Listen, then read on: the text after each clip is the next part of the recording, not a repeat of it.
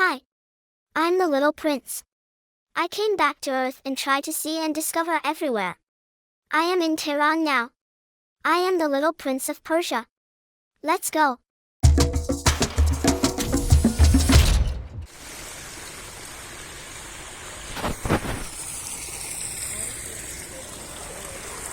Iranian Garden of Tehran is an excellent example of the architecture of Iranian gardens in the middle of Tehran, which has the architectural elements of Iranian gardens in full and in smaller dimensions.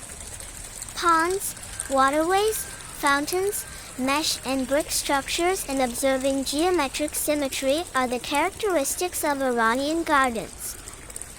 If I want to be more precise, the architecture of Iranian gardens is such that a mansion is located in the middle of the garden and there is a large pond in front of it. Streams are built around it with geometric symmetry.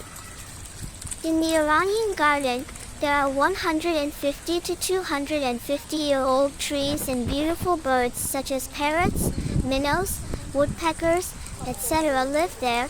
The combination of their sounds with the sound of water fountains and streams has a special music.